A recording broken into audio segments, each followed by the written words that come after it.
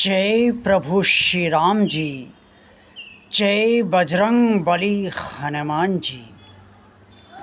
भगवान और आप चैनल के अत्यंत प्रिय श्रद्धालु भक्तों और YouTube के सम्मानित दर्शकों, प्रिय श्रद्धालु भक्तों,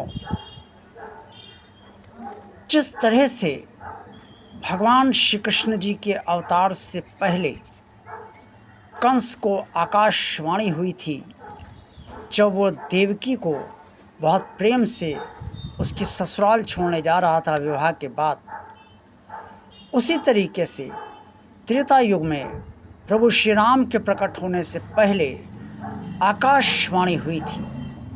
और उस आकाशवाणी में क्या कहा गया था और किसने ये आकाशवाणी की थी, ये आज के वीडियो में भगवान और आप चैनल की तरफ से आपको विस्तार से बताया जाएगा। जब रावण के अत्याचार से त्रस्त होकर देवता बहुत परेशान रहने लगे और धरती माता रावण का अत्याचार सहन करने में असमर्थ हो गई, लेकिन वो रावण से भयभीत थीं, इसलिए वो सीधे ब्रह्मा जी के पास गईं और देवता भी ब्रह्मा जी के पास पहुँचे।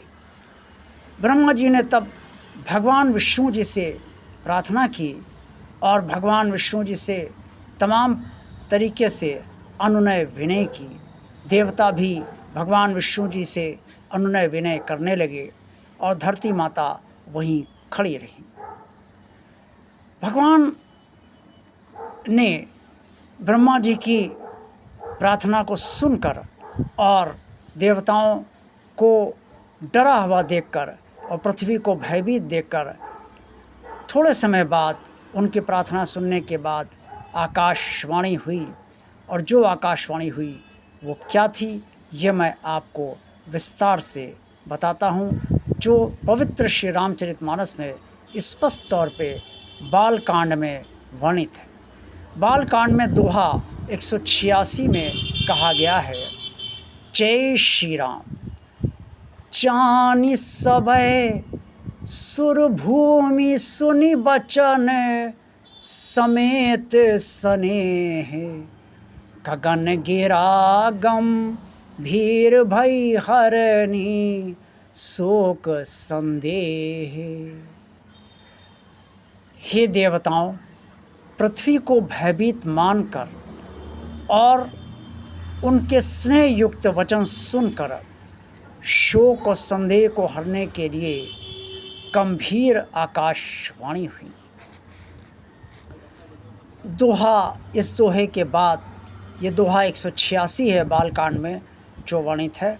इस दोहा 186 के बाद चौपाई 1, 2, 3 और 4 में आकाशवाणी के बारे में स्पष्ट तौर पे बताया गया है। चौपाई 1 है, जानि डर पहुँ मुनि सिद्ध सुरेशा, तुम ही लागी धरिहूँ नर बेसा, असन्न सहित मनुज अवतारा, लेहूँ दिन कर वंश उदारा। हे मुनि, सिद्ध और देवताओं के स्वामी, डरो मत, तुम्हारे लिए मैं मनुष्य का रूप धारण करूँगा। उदार सूर्यवंश में अंशों सहित मैं मनुष्य अवतार लूँगा।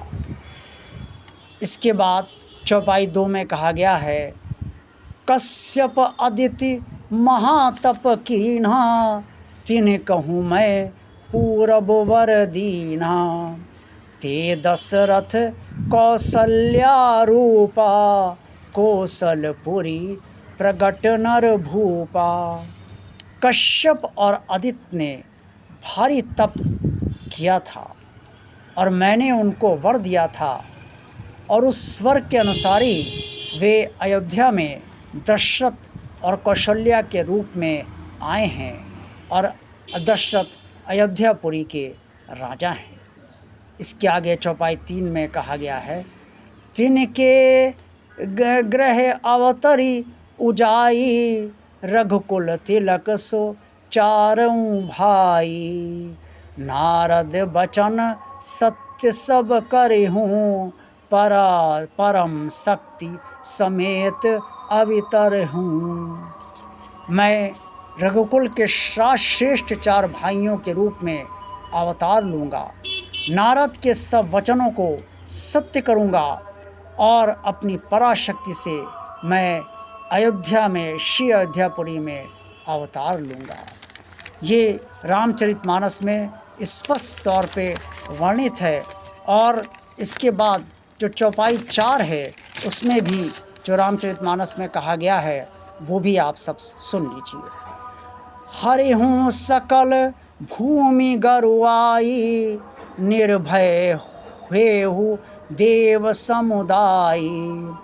गगन ब्रह्म बानी सुनि काना, तुरत फिरे सुर हृदय जुड़ाना।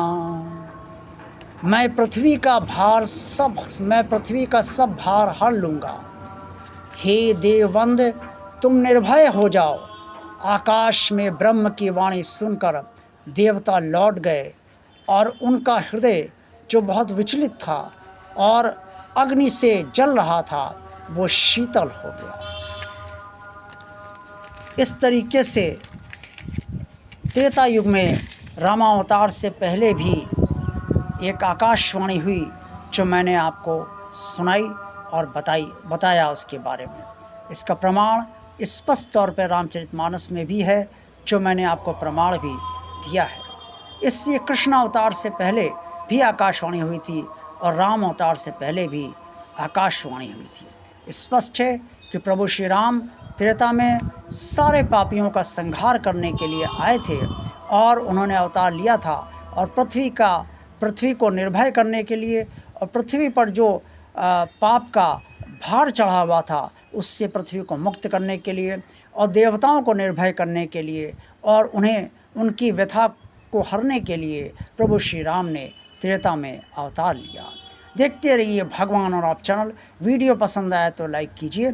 चैनल को सब्सक्राइब अगर अभी तक नहीं किया है तो भगवान का कार्य मानकर सब्सक्राइब कर दीजिए। इस चैनल को भगवान का कार्य मानकर शेयर कीजिए और भगवान और आप चैनल की प्लेलिस्ट भी अवश्य देखिए। आप सबका कल्याण हो। जय प्रभु श्री राम जी, जय बजरंग बली हनुमान जी।